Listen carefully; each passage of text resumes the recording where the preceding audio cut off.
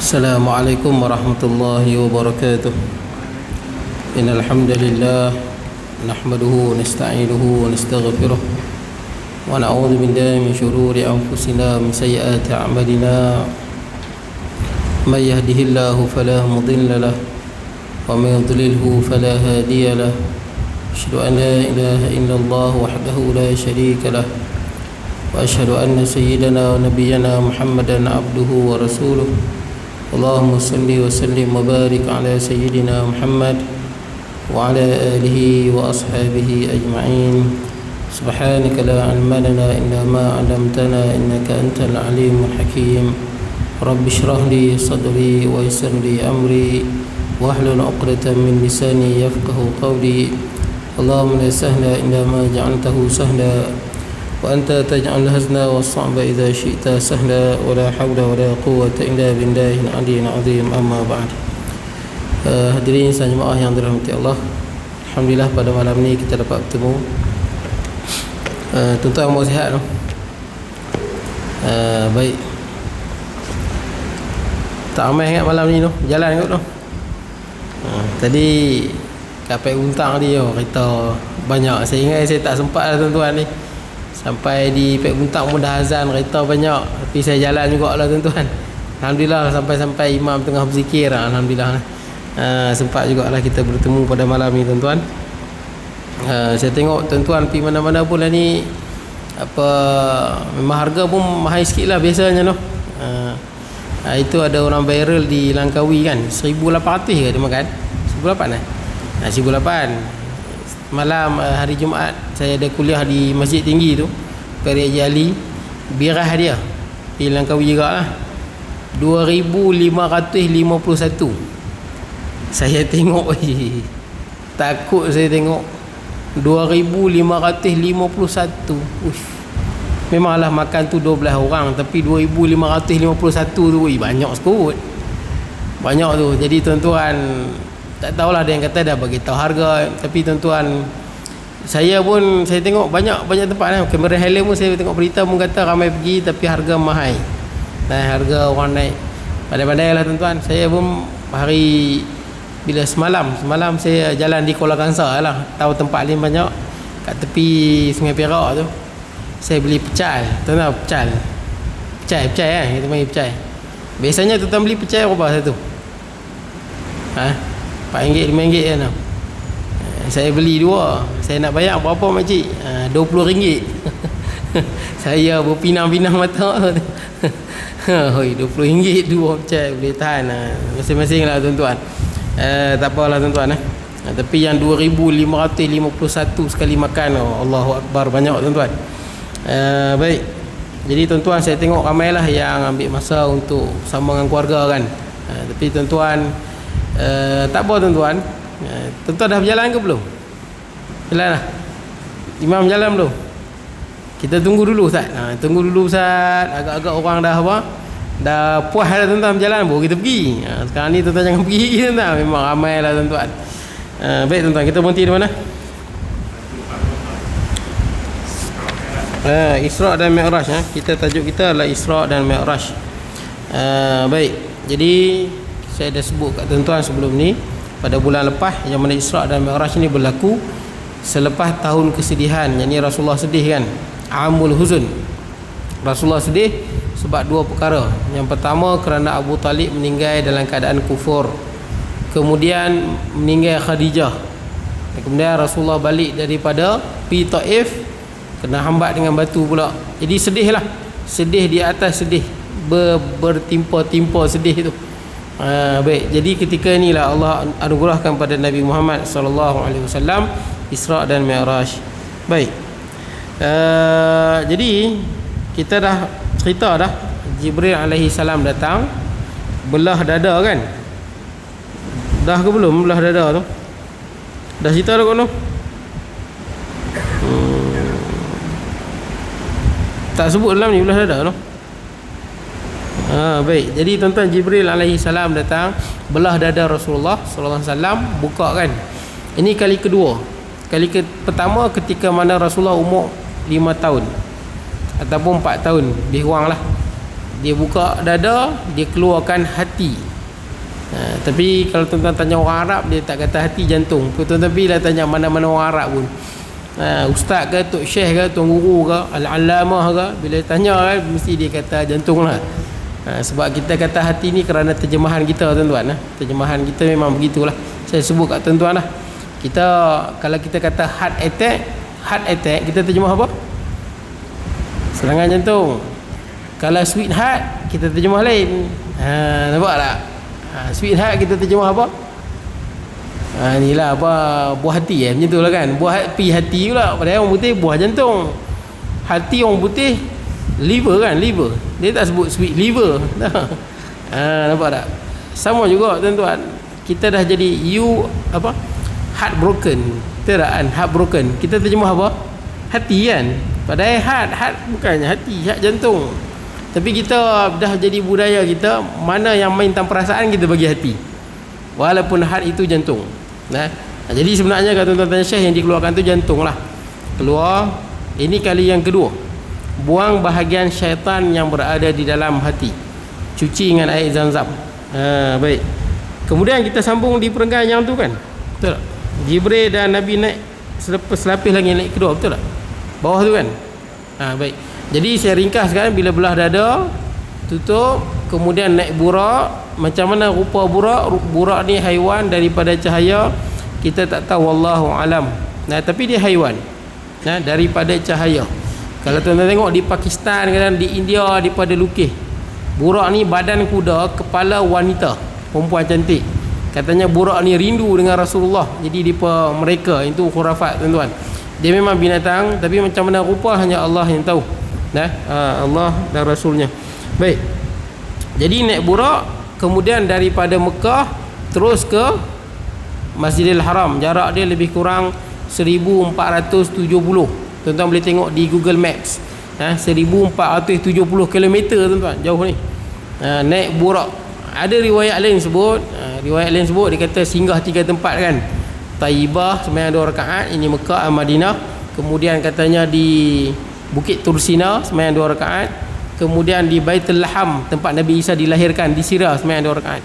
Baik, jadi terus daripada Mekah terus sampai ke Masjid Al-Aqsa, sembahyang di situ. Dan di belakang dia diikuti oleh ruh para seluruh nabi dan rasul belakang Rasulullah sallallahu alaihi wasallam. Lepas habis sembahyang, maka baginda Nabi sallallahu alaihi wasallam keluar, bukan naik burak dah. Betul tak? Dia naik Mi'raj. Waktu keluar daripada Masjid Al-Aqsa tu, nampak ada tangga daripada langit. Mi'raj lah. Tangga tu turun daripada syurga. Jadi Rasulullah naik tangga tu dengan Jibril, naik tangga lah, Mi'raj tu. Tapi tangga tu bukan macam yang kita boleh bayangkan, ini tangga daripada syurga. Jadi naik Mi'raj lah ke atas, bukan naik burak. Burak tambat di Masjid Al-Aqsa. Jadi naik langit pertama, kita dah cerita dah kan. Langit pertama jumpa Nabi Adam alaihi salam. Jadi Nabi Adam alaihi salam di sebelah kanan Nabi Adam alaihi salam bila jumpa Rasulullah sallallahu alaihi wasallam. Kalau kita baca dalam teks Arab dia, Nabi Adam kata apa? Marhaban bibni salih. Selamat datang anakku yang baik. Ni bagi semangat kat Rasulullah tuan-tuan. Kan tengah sedih tuan-tuan. Teruk kena kat dunia tuan-tuan. Bila naik ke langit jumpa Nabi Adam. Kali pertama jumpa Nabi Adam alaihi salam, bapa sekalian manusia. Marhaban bibni salih. Selamat datang anakku yang soleh. Kemudian wa nabiyya salih, dan nabi yang soleh. Terubat hati Nabi sallallahu alaihi wasallam. Jadi belakang Nabi Adam, belah kanan ada macam lembaga hitam, dan belah kiri pun ada. Bila Nabi Adam tengok belah kanan, Nabi Adam senyum. Tengok Nabi Adam tengok belah kiri, Nabi Adam menangis. Yang belah kanan itu adalah roh anak cucu dia yang masuk syurga. Yang belah kiri adalah roh anak cucunya yang masuk neraka. Baik. Kenapa mesti masuk neraka tuan-tuan? Nabi Musa alaihi salam, dia pernah tanya pada Allah, kenapa tak jadikan semua makhluk masuk syurga? Dia ada. Kenapa tak masukkan semua manusia dalam syurga? Kenapa perlu ada neraka? Panjanglah cerita. Tapi ceritanya Nabi Musa pernah tanya pada Allah. Nabi Musa tanya, ya Allah, kenapa tak masukkan semua manusia ataupun semua makhluk ke dalam syurga? Kenapa ada neraka, ada syurga? Kata Allah Azza wa Jal, qad fa'altu, aku dah lakukan dah buat dah. Semua masuk syurga. Tapi ada juga masuk neraka, betul tak? Maka Allah Azza wa Jal berfirman pada Nabi Musa, irfa' zar'ak, angkatlah tanamanmu. Macam gandum tuan-tuan, padi kan, kita angkat. Bila kita angkat, akan ada yang tertinggal, betul tak? Padi kan mesti ada yang tertinggal, tanah dia, sepihan dia yang rosak, kita tak angkat. Kita angkat yang elok Nabi Musa kata, ya, dah angkat dah. Kata Allah, belum lagi, angkat lagi. Sebab bila angkat gandum tu, dia ada sepihan-sepihan dia yang jatuh kat bawah tu. Kata Allah, angkat lagi sepihan dia. Nabi Musa kata, dah angkat dah. Yang tinggal ni yang rosak yang tinggal bawah tu yang rosak Kata Allah Azza wa Jalla, begitulah. Maksud dia, hamba Allah ni semua masuk syurga. Yang tak masuk ni, yang tak mau. Yang tak mau, pasti tu ada neraka, pasti tak masuk syurga. Tu yang ada. Pasti apa orang masuk neraka? Pasti dia tak mau masuk syurga. Itu jawapan dia. Kenapa ada orang masuk neraka? Pasti dia tak mau masuk syurga. Kan Rasulullah pernah sebut kullukum yadkhuluna, kullun nas ataupun kullukum yadkhuluna al-jannah illa man aba. Semua kamu masuk syurga, semua, kecuali man aba, siapa yang tak mau. Rupanya ada yang tak mau masuk syurga ni. Kan bila sahabat tanya, wa man ya'ba ya Rasulullah, pelik, siapa yang tak mau masuk tu, enggan. Kata Rasulullah, man ata'ani dakhala jannah wa man asani faqad aba. Siapa yang taat kepada aku, dia masuk syurga. Siapa yang ingkar, dia tak mau. Jadi macam tu juga tuan-tuan. Kalau kita bagi tahu kat kawan kita, siapa mai kerja rumah aku, misi rumput, aku bagi seorang 10,000. Ada yang mai, ada yang tak mai. Yang mai kita bagi, yang tak mai dia tak mau. Betul tak tuan-tuan? Nak buat macam mana dia tak mau? Kita suruh orang mai rumah kita, orang kampung, mai, siapa mai malam ni, insya-Allah saya bagi seorang 1,000. Adalah mai 70 orang, lagi 100 lebih tak mai. Bukan ada apa, saja tak mai. Kita kata apa? Saja tak mau. Saja tak mau, ada buat lagu mana? Sama yang masuk neraka, pasal saja tak mau masuk syurga. Baik, tak apa tuan-tuan. Kemudian kita sambung tuan-tuan. Qala musannifu rahimahullahu taala wa nafa'ana bi ulumi fid darain. Jibril dan Nabi naik selapis lagi langit kedua. Dan apabila pintu besar terbuka, kelihatan Nabi Yahya putera Zakaria. Terus baginda memberi salam. Isa anak Maryam juga berada di langit yang sama. Jadi naik langit yang kedua ada dua. Dua ni sepupu tuan-tuan. Nabi Yahya sepupu Nabi Isa. Tapi Nabi Isa ni dia tak mati lagi ni, dia hidup lagi. Hidup macam kita, hidup macam manusia lah. Dia turun nanti, dia naik masa umur dia 33. Nabi Isa naik, dia turun nanti pun rupa tu dia macam tu lah. Baik, jadi jumpa Nabi Isa dengan Nabi Zakaria, Nabi Yahya. Apa kaitan dia? Nabi Zakaria ni dia adalah pak saudara kepada Maryam. Siapa Maryam? Maryam ni mak Nabi Isa.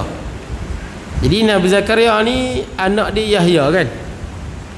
Sebab tu kita kalau ikut sebagai ulama, Nabi Zakaria mati dibunuh. Betul tak? Mati dibunuh. Dia ada perbincangan lah tuan-tuan tentang adakah Nabi mati dibunuh. Tapi sebagai ulama sebut ya. Sebab dalam Quran sebutkan, afakullama ja'akum rasulun bima la tahwa anfusukum mustakbartum fa fariqan kadzabtum wa fariqan taqtulun. Allah Taala cerita tentang orang Yahudi. Tiap kali datang rasul yang tak sesuai dengan nafsu depa, sebahagiannya depa lawan, depa dustakan, sebahagiannya depa bunuh. Imam As-Suyuti rahimahullah dalam kitab Tafsir Jalalain disebut antara nabi yang kena bunuh dua, Zakaria dengan Yahya. Zakaria ayah, Yahya anak. Zakaria kenapa dia berbunuh? Baik ni. Sebab bila Maryam mengandung, depa kata Zakaria berzina dengan anak saudara dia. Ni tak masuk akal. Ni Zakaria ni nabi rasul. Maryam anak saudara dia. Anak saudara kan mahram muabbad kan. Anak saudara. Tuduh berzina. Maka Nabi Zakaria alaihi salam kalau ikut riwayatnya, dia masuk dalam apa? Lari. Masuk dalam pokok kan. Tutup tapi nampak sikit jubah dia, baju dia di luar, maka dia gergaji. Bila gergaji itu potong badan Nabi Zakaria alaihi salam, Nabi Zakaria sebut sakit, aduh, mengeluhlah sakit. Kata Allah pada Nabi Zakaria, kalau tak berhenti mengeluh, aku akan terbalikkan bumi, mati semua. Nabi Zakaria alaihi salam tahan sebab kesian kat umat dia. Ni Nabi ni, umat dia nak bunuh dia pun tak apalah, dia mati, tapi jangan umat dia binasa. Sayangnya Nabi Zakaria kat umat dia, mati potong dua. Nabi Yahya pula, Nabi Yahya satu-satunya manusia yang tak pernah terdetik dalam hati dia melakukan maksiat ataupun melakukan perkara yang kurang. Tak pernah terdetik dalam hati dia, tuan-tuan. Rasulullah kita baca dalam hadis ada 2 kali kan. Waktunya sebelum Rasulullah menjadi Rasul, dia sebut dalam Sahih Bukhari, yang mana Rasulullah waktu dia jaga kambing tu, Rasulullah tengok orang Arab di bawah tu, ada kita bincang lah, teringin nak, bukan nak buat maksiat, teringin nak tengok dia buat apa, nak duduk tengok dia buat apa. Bila Rasulullah sampai duduk, tertidur, jaga-jaga dah siang. Sama juga bila turun lagi, kali kedua pun sama, tengok keramaian, Rasulullah berhenti duduk saat dia buat apa, duduk-duduk tidur tu. Allah Ta'ala jaga Rasulullah sallallahu alaihi wasallam daripada melakukan maksiat. Tapi Nabi Yahya tak pernah terdetik langsung di dalam hatinya. Itu kelebihan Nabi Yahya alaihi salam. Baik punya baik ni Nabi Yahya ni. Mati kepala dipotong, diletak di dalam dulang, menjadi mas kahwin kepada seorang pelacur pada zaman tu. Ni orang yang cukup baik. Mati dipotong kepala, bulan dulang. Sebab pelacur masa tu minta pada raja kalau nak kahwin dengan dia, pelacur ni paling cantik lah dikatakan, nak mas kahwin dia kepala Yahya. Baik. Jadi tuan-tuan, jumpalah Nabi Yahya anak Nabi Zakaria, dan jumpa juga Nabi Isa bin Maryam di langit yang sama. Jadi bila jumpa, ucapan yang samalah. Mereka berbalas salam, mengalukan kedatangannya dan percaya kepada kerasulan baginda. Jadi sebutan dia sama ya. Dia kata marhaban. Kalau Nabi Adam, dia kata marhaban bibni saleh, selamat datang anakku yang soleh, Nabi yang soleh. Nabi-Nabi lain diubah sikit, selamat datang marhaban bi akhil saleh, selamat datang saudaraku yang soleh. Wa bni saleh, dan wa nabi saleh, dan Nabi yang soleh. Sebab Nabi yang lain tu kan dia ada apa? Lain kan, talian darah, macam Nabi Musa, Nabi Zakaria, dia pun Bani Israel. Dan Nabi Muhammad daripada keturunan Nabi Allah Ismail. Jadi sebab tu disebut saudara. Adapun Nabi Adam disebut anak yang soleh, Nabi yang soleh. Adapun Nabi lain disebut saudara yang soleh dan Nabi yang soleh. Jadi tuan-tuan, terubat lagi lah hati Nabi SAW. Ketika di langit ketiga mereka bertemu dengan Nabi Yusuf, langit ketiga Nabi Yusuf, dan berbalas salam serta mengalu-alukan dan beriman kepada kenabian baginda Nabi Yusuf alaihi salam. Di sini perbincangan, sebab waktu Rasulullah tengok Nabi Yusuf, Rasulullah kata Nabi Yusuf telah diberikan laqad u'tiya syatral hasan. Ini perbincangan. Nabi Yusuf telah diberikan separuh daripada kecantikan. Ini perbincangan. Siapa yang paling handsome sekali? Pasal hadis itulah. Sebab Rasulullah sebut, bila Rasulullah tengok, dalam hadis yang lain sebutkan, bila Rasulullah tengok Nabi Yusuf alaihi salam, ni malam Isra dan Mi'raj, kali pertama Rasulullah tengok tu, maka Rasulullah kata laqad u'tiya syatral hasan, Nabi Yusuf diberikan separuh daripada kecantikan. Tengok tafsiran lah. Satu tafsiran kata seluruh makhluk ni separuh kecantikannya berada pada Nabi Yusuf. Jadi Nabi Yusuf paling handsome lah. Lagi separuh berkongsi semua makhluk dan nabi-nabi yang lain. Ini tafsiran pertama. Maksudnya Nabi Yusuf adalah makhluk Nabi yang paling handsome lah. Tafsiran yang kedua, Nabi Yusuf diberi separuh kecantikan, Rasulullah diberi segala sepenuh kecantikan. Ini tafsiran kedua. Maka Rasulullah lah yang paling handsome. Pandangan yang ketiga, Nabi Adam lah Nabi yang paling handsome. Sebab satu-satunya Nabi yang Allah Ta'ala lima khalaqtu biyadai, yang Allah Ta'ala jadikan dengan, dalam ayat ni sebut dengan kedua tanganku. Bukan maksud tangan kita ni tuan-tuan. Macam kita lah kalau sebut rumah ni aku buat dengan dua tangan aku. Bukan kita buat pun pekerja yang buat. Tapi nak kata apa? Memang sungguh-sungguh lah kita kata ni. Betul tak? Sungguh-sungguh lah kita kata ni. Jadi Allah Ta'ala sebut tu dengan kedua tanganku. Ayat ni maksud dia memuliakan Nabi Muhammad sallallahu alaihi wasallam. Nah, sebab apa? Nabi Adam diciptakan tanpa ibu bapa. Terus Allah jadikan. Maka kata Nabi Adam lah yang paling handsome. Wallahu alam tuan-tuan. Tuan rasa mana handsome tuan-tuan? Tiga-tiga handsome wallahu alam. Tapi ahli syurga ni tuan-tuan, ahli syurga ni handsome dia macam Nabi Yusuf. Ahli syurga handsome macam Nabi Yusuf alaihi salam. bentuk badan macam Nabi Adam, tinggi 60 hasta, lebih kurang 27 meter tuan-tuan. 27 meter ni pokok petai tuan-tuan, pokok petai lah, di Batu Kurau banyak lah pokok petai. 27 meter lah lebih kurang. Dia punya lebar dada 7 hasta. Itulah bentuk badan Nabi Adam alaihi salam. Tinggi tuan-tuan, tinggi 27 meter kan. Kita kalau orang paling tinggi pun 2 meter lebih ya, betul tak? Kalau 3 meter ni orang nampak alien dah tuan-tuan. Tak ada orang 3 meter tuan-tuan. Ni 27 meter. Itulah bentuk. Kalau ahli neraka gigi dia besar gunung Uhud. Ahli neraka lagi besar. Gigi dia besar gunung Uhud. Pasal apa? Pasal ahli neraka ni nak bagi seksa. Gigi pun besar gunung Uhud lah tuan-tuan. Badan dia lagi besar, lagi teruk lah dia dalam neraka. Lagi sempit dah dalam tu, lagi teruk, lagi banyak lah badan dia kena bakaran api neraka. Besar saiz kan. Baik. Jadi handsome macam Nabi Yusuf, badan macam Nabi, bentuk badan macam Nabi Adam, hati macam Nabi Muhammad sallallahu alaihi wasallam. Makna dia Nabi Muhammad ni satu-satunya manusia yang hati dia hati ahli syurga tapi duduk kat dunia. Hebat tuan-tuan. Satu orang tak boleh banding akhlak Nabi dengan akhlak dengan siapa-siapa. Itu akhlak hati ahli syurga tuan-tuan. Tapi duduk kat dunia. Sangat baik akhlak Nabi Muhammad sallallahu alaihi wasallam. Maksud dia hati yang paling baik, manusia yang terbaik hati dia Rasulullah. Yang paling bentuk paling besar Nabi Adam lah. Yang paling handsome mungkin Nabi Yusuf. Wallahu alam tuan-tuan. Kalau ada ustaz kata Nabi Adam lah yang paling handsome, ada hujah dia. Ada ustaz kata Nabi Yusuf lah paling handsome, ada juga hujah dia. Siapa kata Nabi Muhammad yang paling handsome, ada juga hujah dia. Mana-mana betul lah tuan-tuan. Jangan bergaduh ya tuan-tuan. Kita ni semua bergaduh tuan-tuan.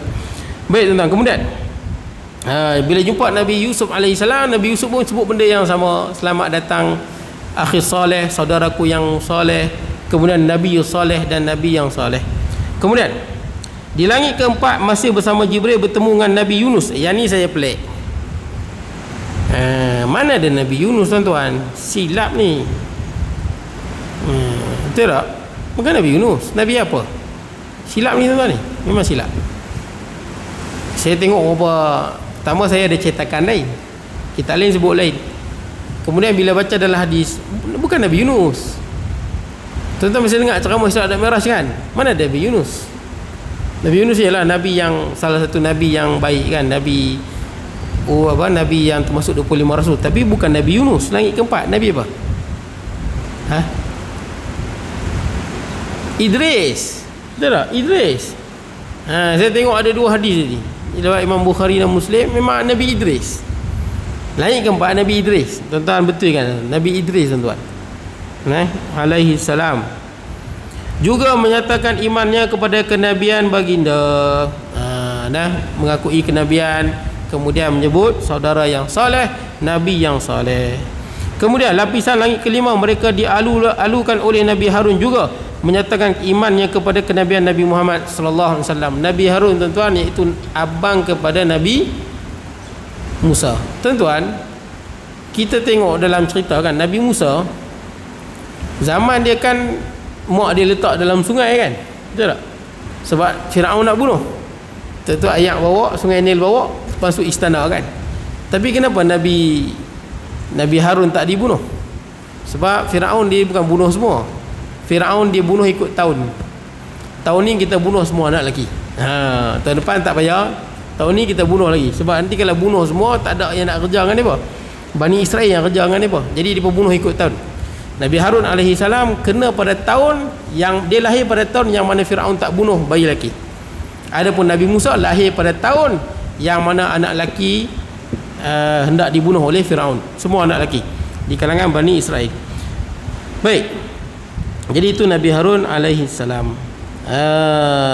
Baik, kemudian pada langit yang keenam, baginda disambut oleh Nabi Musa, dan seperti nabi-nabi lain dia juga beriman kepada baginda. Jadi naik langit yang keenam, jumpalah Nabi Musa alaihi salam. Baik, dalam ni jumpa Nabi Musa alaihi salam, sebut benda yang sama, selamat datang saudara yang soleh, Nabi yang soleh.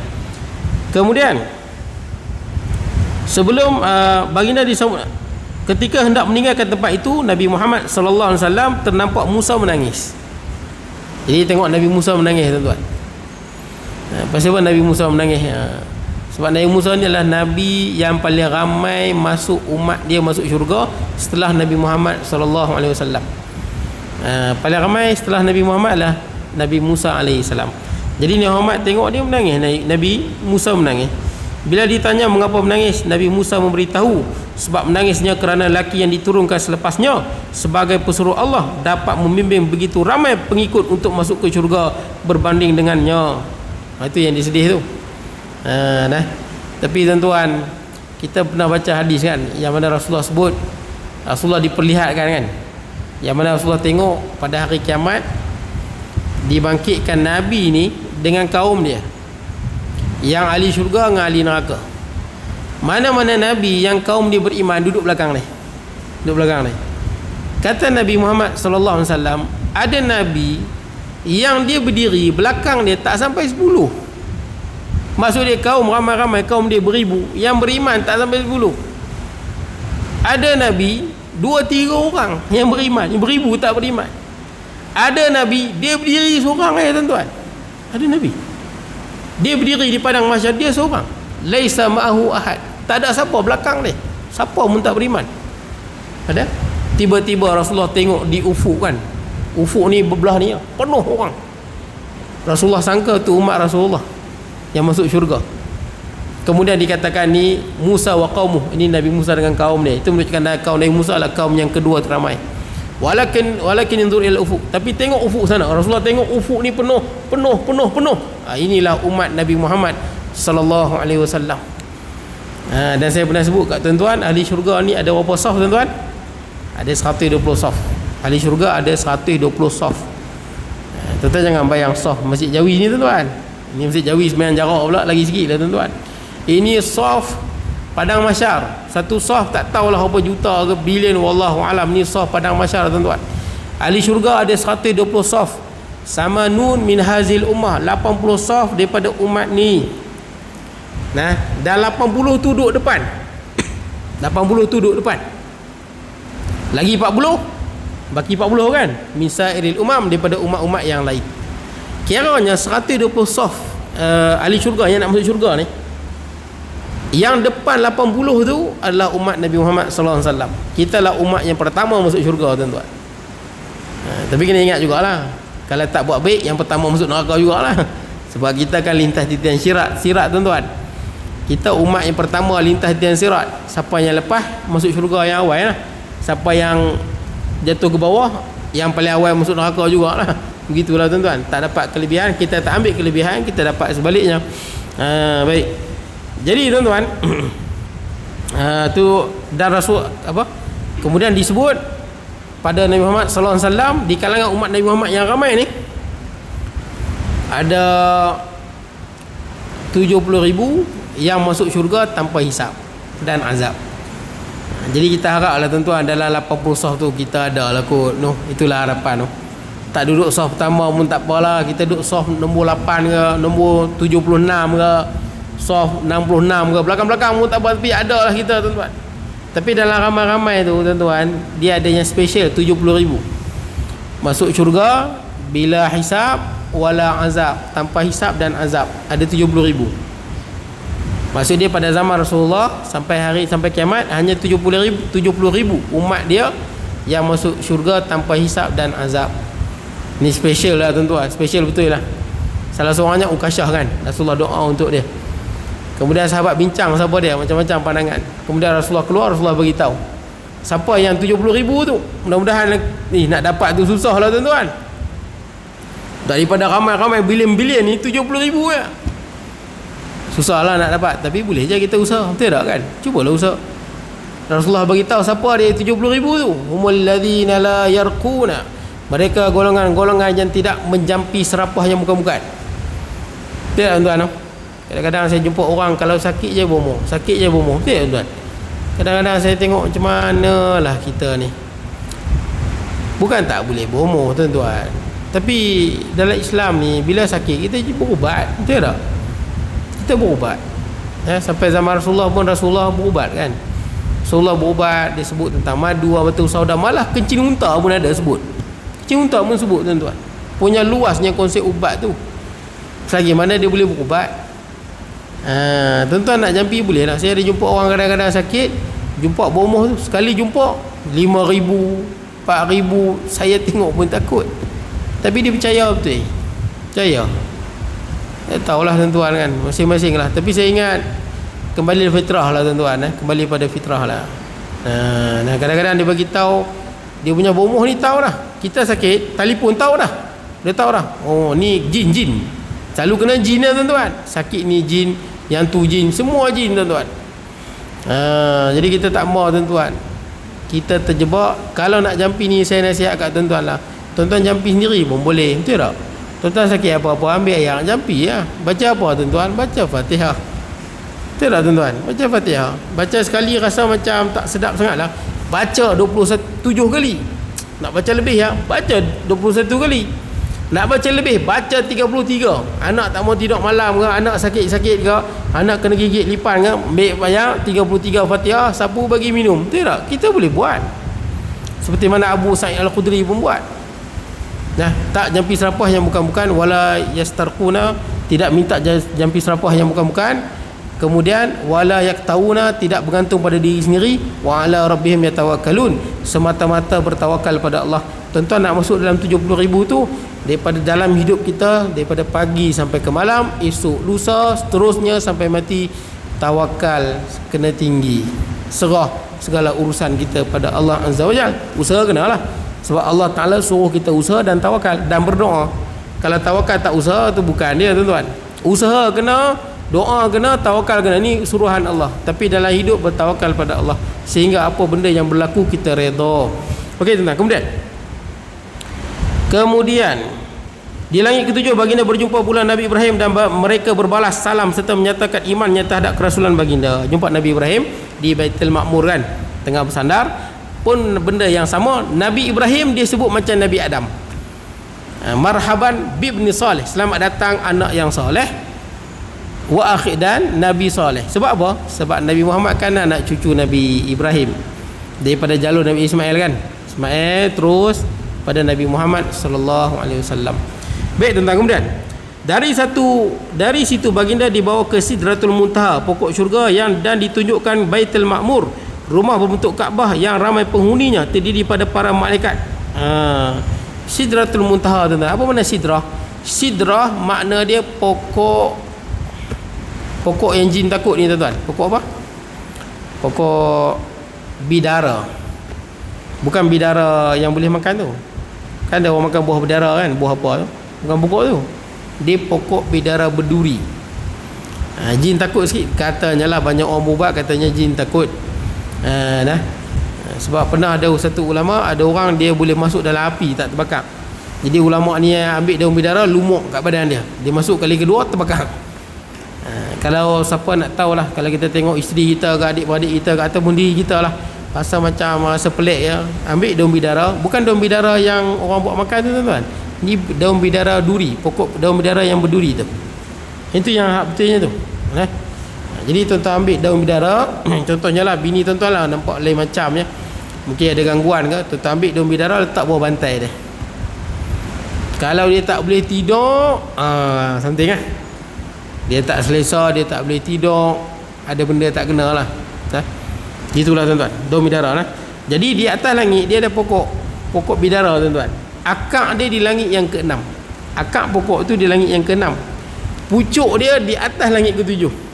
Pucuk dia. Pucuk dia. Dan pokok bidara ni pula, dia punya buah macam tempayan kan. Dia punya buah tu macam tempayan. Dia punya daun macam telinga gajah besar lah. Dan warna dia, Rasulullah tak boleh cerita.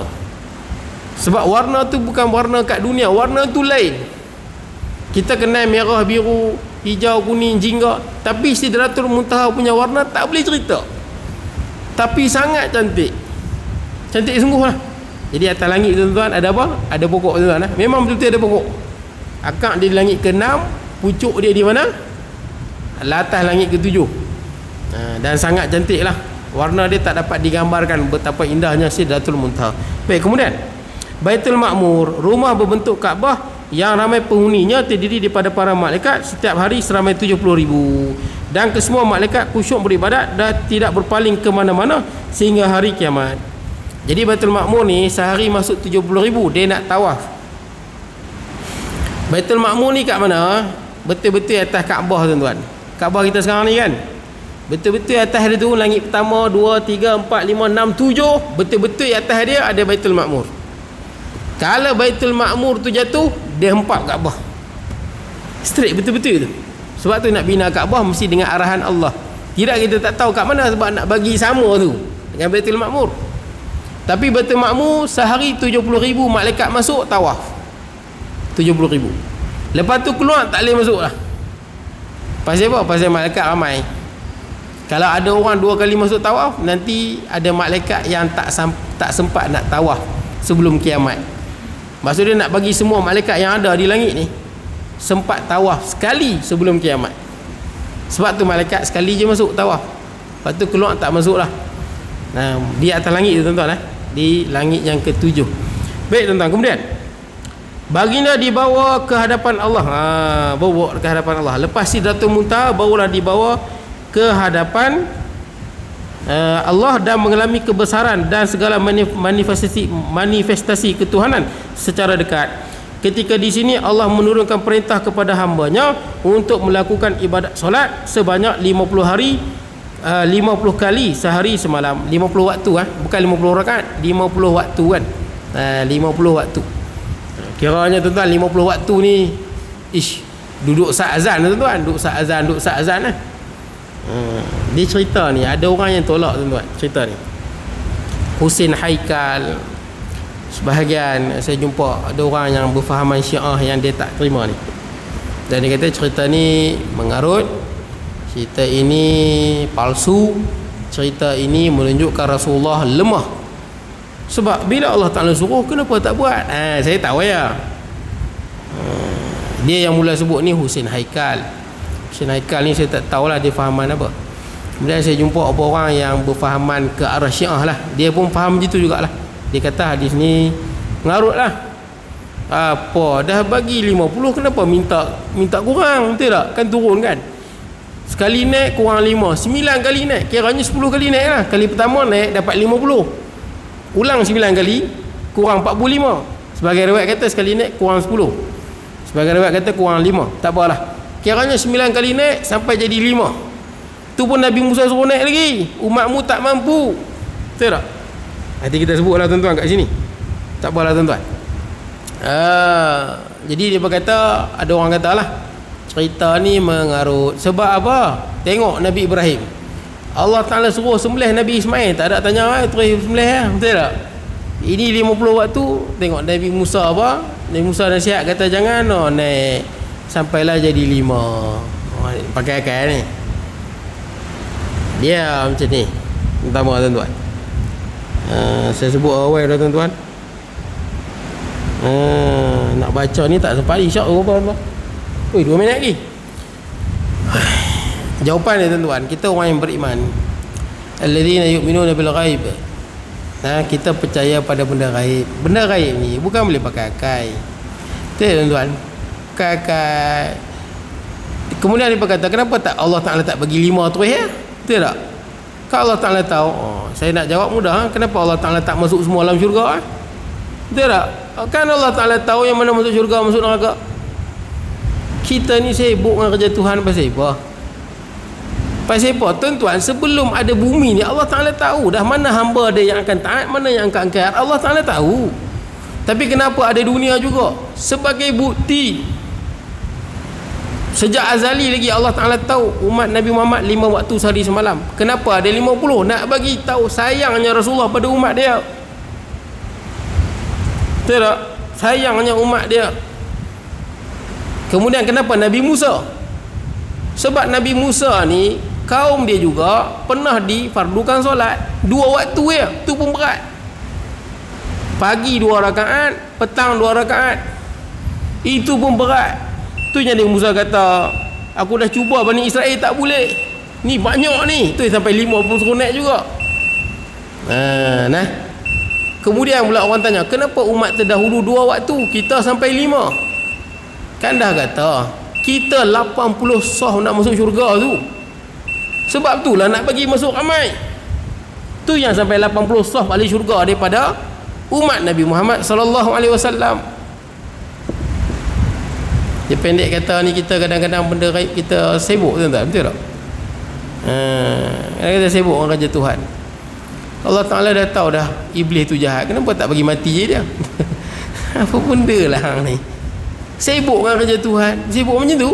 Husin Haikal dan sebagainya sibuk. Oh ni mesti ni pasal apa dia macam ni. Kita beriman, tuan-tuan, hikmah di sebaliknya, betul tak? Pasal apa semayang 17 rakaat, kenapa tak semayang 7 rakaat dia, betul tak? Macam-macam, tuan-tuan. Kenapa khinzir tak boleh makan, betul tak? Macam tak payah makan, dia kata tak boleh makan, tak payah makan. Baik, okey tuan, kita dah isyak, kita kena berhenti, tuan-tuan. Nanti kita sambung sini, tuan-tuan, banyak nak sebut kat ni. Kita berhenti akan datang di mana? Secara dekat. Ketika di sini Allah Ta'ala turunkan semayang sebanyak 50 kali sehari semalam. Okey, akan datang ketika dalam perjalanan pulang ke bumi. Boleh tak? Dan tuan-tuan ingatkan saya, ada apa benda yang kita nak sebut nanti. Adakah Rasulullah tengok Allah ketika ni ataupun tak tengok? Yang kedua, adakah cerita ini menunjukkan Allah memang ada atas arash? Sebab Rasulullah ni atas arash, dan Rasulullah tengok kalau ikut majoriti ulama. Jadi Allah atas arash je. Akan datang. Lagi apa lagi, tuan-tuan? Apa yang Allah bicara dengan Nabi Muhammad sallallahu alaihi wasallam ketika di atas arash. Okey, tuan-tuan, tak apalah, itu akan datanglah, tuan-tuan, kita sebut. Baik, tuan-tuan, saya mohon maaf kalau kurangan dan sebagainya. Ni, tuan-tuan, sebelum saya lupa, tuan-tuan tengok saya ada bubuh mic ni, tuan-tuan. Saya rakam dalam handset, dia sebagai simpanan je, tuan-tuan. Saya rakam lama dah sebagai simpanan. Jadi kali ni saya rakam banyak sangat sebagai simpanan. Dalam laptop saya pun banyak dulu-dulu, tapi suara dia tak apa jelas lah. Saya bubuh mic ni, dia jelas sikit. Jadi sekarang ni saya rakam dan saya letak di YouTube. YouTube, tapi gambar tak ada lah. Gambar payah lah, nak bawa kamera lah apa kan, susah lah, tuan-tuan. Jadi, tuan-tuan, saya bubuh suara saja, tapi gambar tu saya bubuh gambar daun lah, langit lah, bintang lah, macam tu lah, tuan-tuan. Tapi ada lah video dia tu, video air terjun lah, tapi suara dia ada.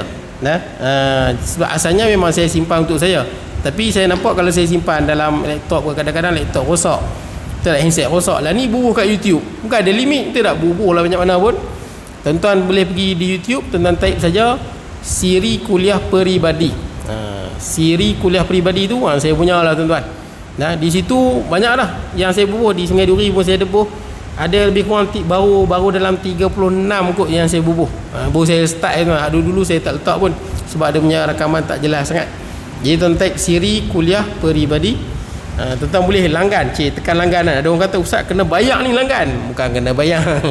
Tekan je lah, nanti masuk video dia adalah notification. Orang putih kata apa? Subscribe ke? Macam tu lah. Okey, tuan-tuan. Bismillahirrahmanirrahim. Allahumma ja'al jam'ana hadha jam'an tafarraqana ba'da tafarraqan ma'suma wa la taj'al minna shaqiyyan wa la mahruman wa la matuda wa sallallahu nabiyina Muhammad wa ala alihi wa sahbihi baraka wa sallam. Alhamdulillah rabbil alamin.